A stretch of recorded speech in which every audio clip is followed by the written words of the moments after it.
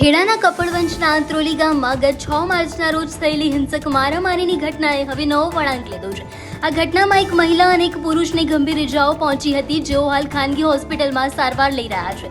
ખાસ કરીને મહિલાને માથાના ભાગે તીક્ષ્ણ હથિયાર વાગતા તેમની હાલત અત્યંત નાજુક હોવાનું જાણવા મળી રહ્યું છે। આ મામલે આતરસુંબા પોલીસ મથકે 6 લોકો વિરુદ્ધ ફરિયાદ નોંધાવવામાં આવી હતી, જેના આધારે પોલીસે કાર્યવાહી કરતા મુખ્ય આરોપીઓ રાજેશ રતિલાલ પટેલ અને તેમના પુત્ર નિકુંજ રાજેશ પટેલની ધરપકડ કરી લીધી હતી। ઘટનાની તપાસના ભાગરૂપે આતરસુંબા પોલીસ જ્યારે બંને આરોપીઓને પોલીસની વાનમાં બેસાડીને ઘટના સ્થળના રિકન્સ્ટ્રક્શન માટે આંત્રોલી લઈ ગઈ હતી, ત્યારે મામલો વિચક્યો હતો। પોલીસ દ્વારા આરોપીઓને સરકારી ગાડીની બહાર કાઢવામાં ના આવતા હાજર ગ્રામજનો ભારે રોષે ભરાયા હતા। ફરિયાદી પક્ષ અને ગ્રામજનોની માંગ હતી કે આરોપીઓને જાહેરમાં બહાર કાઢીને તેમનો વરઘોડો કાઢવામાં આવે, પરંતુ રોષે ભરાયેલા લોકોના ટોળાએ આંત્રોલી આઉટપોસ્ટનો ઘેરાવો કર્યો હતો। ગ્રામજનોના આક્રોશને પગલે વિસ્તારમાં ભારે તંગદિલીનો માહોલ સર્જાયો હતો।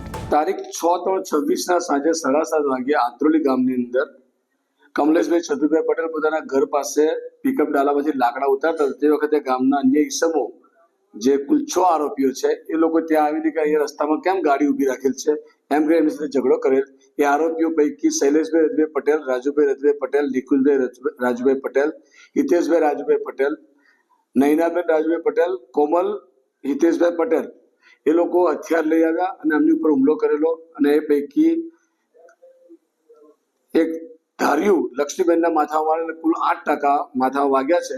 ને એ બાબતે આતરસુંબા પોલીસ સ્ટેશનની અંદર બીએનએસ કલમ 189(2), 191(2), 191(3), 190, 109, 117(2), 115(2), 351, 352 વગેરે મુજબ ગુનો રજીસ્ટર કરવામાં આવેલ છે। આ કામે 6 આરોપીઓ પૈકી 3 આરોપીઓને પકડી લેવામાં આવેલ છે અને આજરોજ એમને પાસેથી હથિયાર રિકવર કરવામાં આવેલ છે, ધારીઓ અને લાકડી રિકવર કરવામાં આવેલ છે।